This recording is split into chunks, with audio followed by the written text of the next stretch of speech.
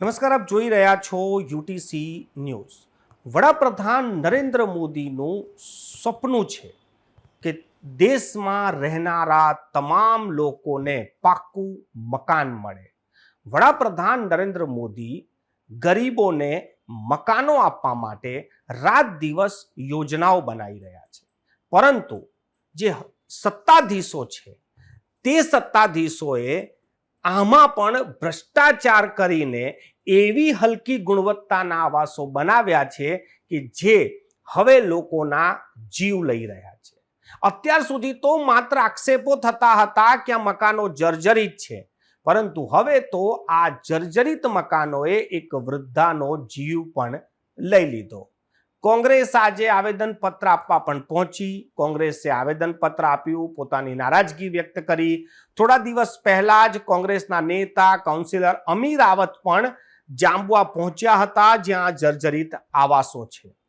આ જર્જરિત આવાસોની જ્યારે આપણે વાત કરીએ છીએ ત્યારે આ આવાસો માત્ર 12 વર્ષ પહેલા બન્યા છે અને 10 વર્ષ પહેલા લોકો આમાં રહેવા ગયા હશે, એટલે કે પજેશન આપ્યું હશે। 10 વર્ષમાં જ મકાનોની આ પરિસ્થિતિ થઈ જાય કે ધાબુ સ્લેબ તૂટી પડે, વૃદ્ધા પર પડે અને વૃદ્ધા ઘાયલ થાય, સારવાર દરમિયાન તેનું મોત થઈ જાય। હવે આપ કલ્પના કરો કે આટલી હલકી ગુણવત્તાવાળું કામ કોને કર્યું હશે, કોને કરાવડાયું હશે, શું એવી હલકી માનસિકતા હશે કે ગરીબોને એક છત આપવાની હતી તેમાં પણ આપે એવો ભ્રષ્ટાચાર કર્યો કે એ છતે જ એ ગરીબનો જીવ લઈ લીધો। આ મહિલાઓના નામે આવાસો છે, એટલે કે આ જે વૃદ્ધા હશે તેના નામે આ મકાન હશે। જેના નામે તમે મકાન આપ્યું એ જ તેની કબ્રગાહ બની ગઈ। વડોદરા શહેરમાં આવા અનેક જર્જરિત મકાનો છે, તેને નિર્ભયા શાખા દ્વારા નોટિસો આપવામાં આવી રહી છે, તેને ઉતારવાની વાત કરી રહેવામાં આવી છે, પરંતુ સવાલ એ થાય છે કે આ જર્જરિત મકાનો થયા કેવી રીતે?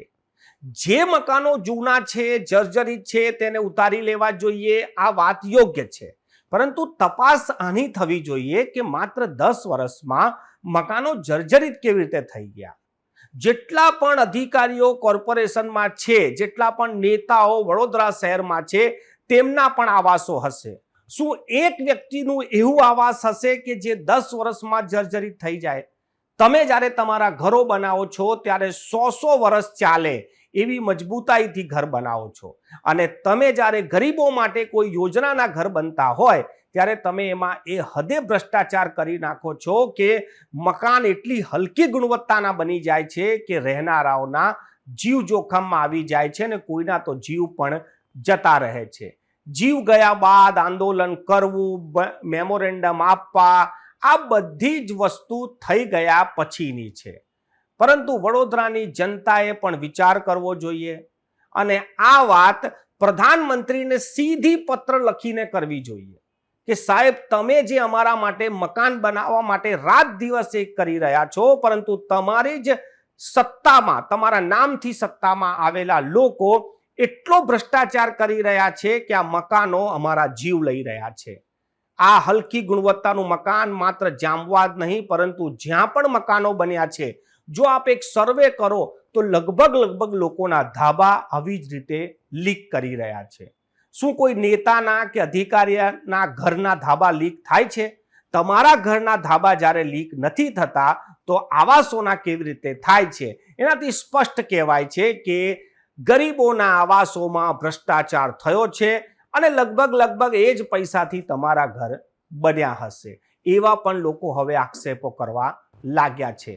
આ હલકી ગુણવત્તાનું કામ હલકી માનસિકતાથી જ થઈ શકે છે, બાકી ગરીબોના આવાસ બી તમારા જેવા આવાસ બની શકે છે। સરકાર પાસે પૈસાની કોઈ કમી નથી, કેન્દ્ર સરકાર અને રાજ્ય સરકાર તિજોરીઓ ખોલી નાખી છે, પરંતુ સ્થાનીય સત્તાધીશોની લૂંટના કારણે આ મકાનો 10 જ વર્ષમાં જર્જરિત થઈ ગયા છે।